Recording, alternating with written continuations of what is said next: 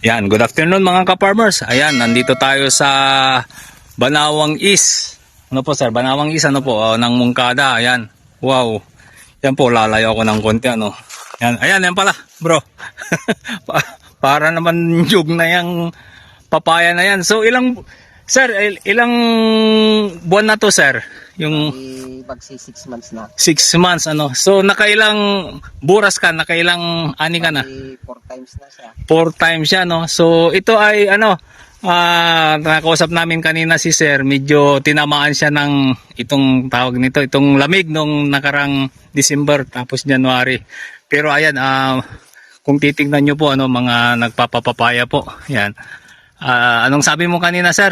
Ang lalaki ba ng ano niya? Puno. Talagang wala kang masabi dyan sa puno niya. Kaya lang, tinamaan lang ng kulo.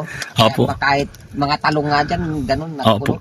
Opo, talagang ano yan, kahit saan po ng ano, basta dumaan po ang December, January, February. Pag ng kanto tagulan, wala na ito. Ay, oo. Babago na.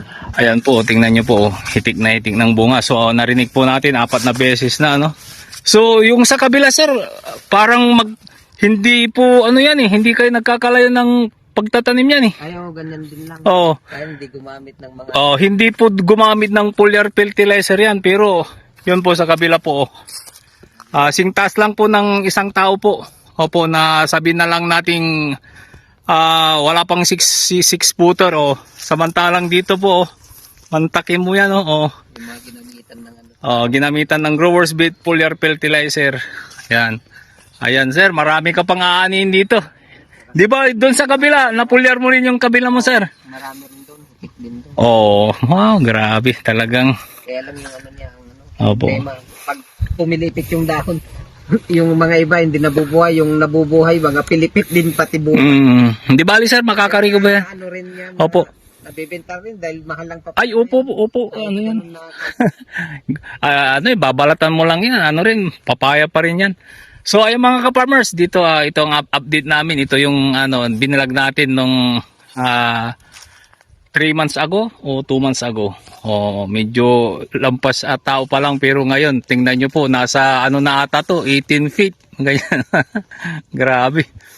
Ayan po mga ka-farmers, ito pong aming update dito sa Banawang East ng Mungkada, Tarlac. Ayan po mga ka-farmers, to God be the glory.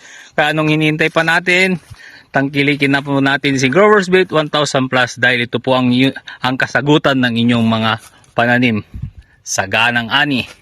Yan mga ka-farmers, masaganang ani po. To God be the glory po. God bless us all. God bless the farmers of this land.